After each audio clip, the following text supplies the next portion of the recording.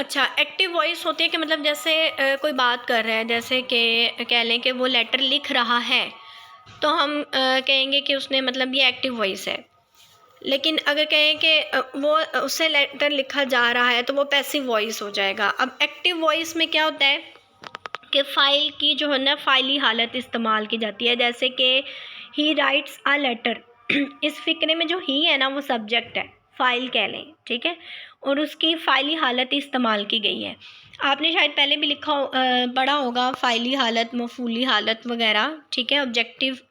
तो ये मैं अभी आपको सारे बताऊंगी प्रोनाउंस की, जो भी आगे मफ़ूली हालत होती है, जैसे ही, शी, इट की मफ़ूली हालत क्या होगी, ठीक है।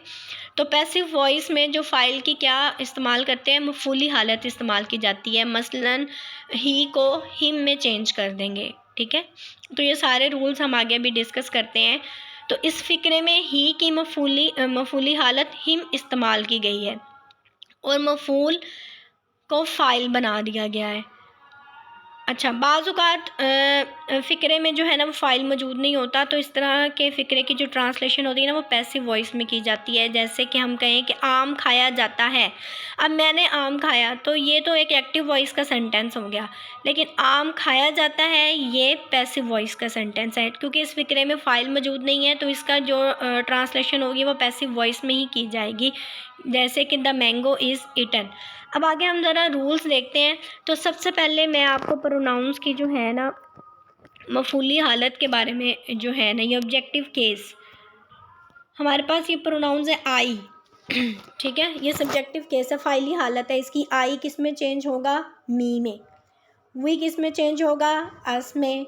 यू किस में चेंज होगा, यू में। ही हिम में। शी हर में। इट जो है वो इट में ही चेंज होगा, और जो दे है वो दैम में चेंज होगा।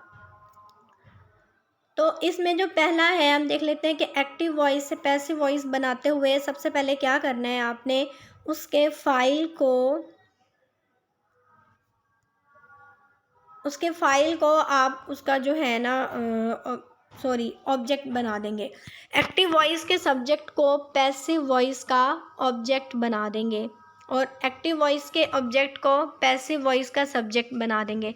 अब जैसे कि और उसके बाद क्या होगा, ऑब्जेक्ट से पहले आप बाय लगा देंगे। अब जैसे ही राइट्स आ लेटर, तो इसमें ही क्या है, सब्जेक्ट है, राइट्स क्या है, वर्ब है, ठीक है। और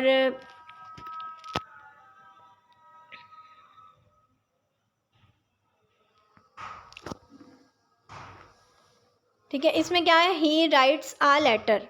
तो ही राइट्स आ लेटर में ही क्या है, सब्जेक्ट है, राइट्स क्या है, वर्ब है, ठीक है, और लेटर क्या है, ऑब्जेक्ट है।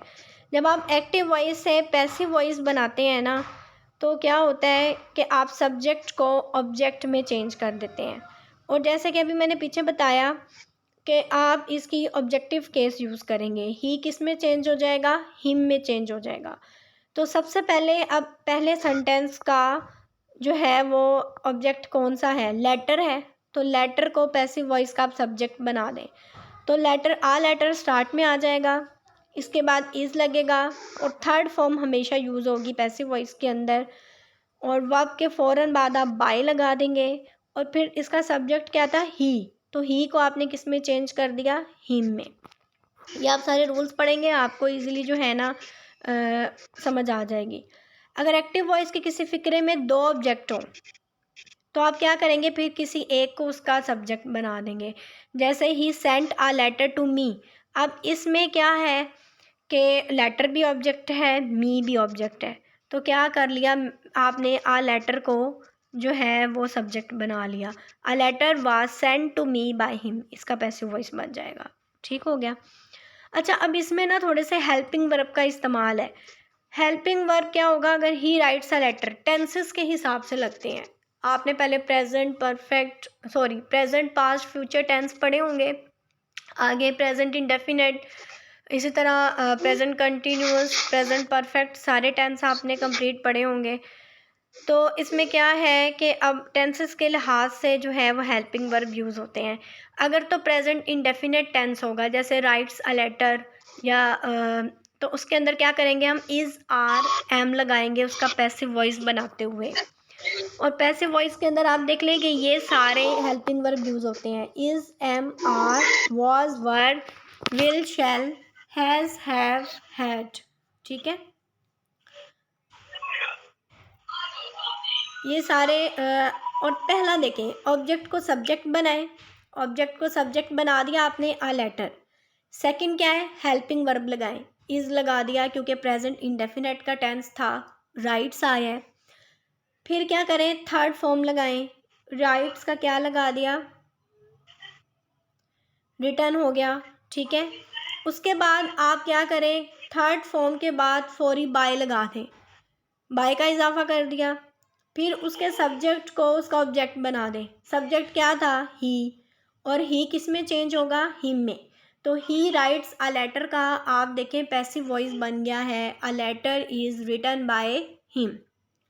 तो ये सिंपल रूल्स को आप स्टेप्स को फॉलो करते हुए जो है इसका एक्टिव वॉइस का पैसिव वॉइस बना सकते हैं। अब जैसे कि आपके पास अभी मैंने बताया आई मी में चेंज होगा, वी अस में चेंज होगा, यू में चेंज होगा, ही हिम में चेंज होगा, शी हर में होगा, और दे दैम में चेंज होगा। तो ये आपने इसको अच्छे तरीके से रिमाइंड कर लेना है। अब किसी इम्पेरेटिव सेंटेंस में, मतलब जिसमें हुक्म दिया जा रहा हो, जैसे कि ओपन द डोर, तो उसमें क्या करेंगे, उसमें आप लेट का यूज़ करेंगे। स्टार्टिंग में लेट, फिर द डोर, और उसके फ़ौरन बाद आप बी लगाएंगे, और फिर थर्ड फॉर्म लग जाएगी। ओपन द डोर का पैसिव वॉइस क्या होगा, let the door be opened. पहले लेट लगाया, फिर ऑब्जेक्ट आएगा, ठीक है, फिर बी यूज़ होगा, और एंड पे थर्ड फॉर्म ऑफ वर्ब। तो ये इम्पेरेटिव सेंटेंस का पैसिव वॉइस बनाने का रूल है। इसी तरह जब आप पैसिव वॉइस को एक्टिव वॉइस में चेंज करेंगे तो आप इसको उलट कर दीजिएगा। ठीक है, आपने इसको रीड कर लेना है अच्छे तरीके से। ये डेमो क्लासेस हैं तो आपको ब्रीफली ही डिस्क्राइब किया जाएगा। जब आप पेड ग्रुप में एक्सप्लेनेशन से आपको ये सारा समझाया जाएगा। ये कुछ हैं एक्सरसाइज, ये आप देख लीजिएगा। इसमें एक्टिव वॉइस को पैसिव वॉइस में चेंज किया हुआ है। अच्छा, अब हेल्पिंग वर्ब का टेंसेस के ज़रिए मैं आपको थोड़ा सा बता देती हूँ कि अगर एक्टिव वॉइस के अंदर इज़ आर एम यूज़ हो रहा होगा ना, तो आप फौरी इसके बाद बीइंग लगाएंगे। ठीक है, is being, am being, are being में चेंज कर देंगे पैसिव वॉइस बनाते हुए। इसी तरह अगर हैज़ और हैव यूज़ हो रहा होगा तो आप उसको हैज़ बीन, हैव बीन में चेंज कर देंगे। ठीक है, अगर वॉज वर यूज़ हो रहा होगा तो वॉज बीइंग, वर बीइंग में यूज़ कर देंगे। अगर हैड यूज़ हो रहा होगा तो वो हैड बीन में चेंज होगा। अगर विल शैल यूज़ हो रहा होगा तो वो विल बी और शैल बी में चेंज हो जाएगा।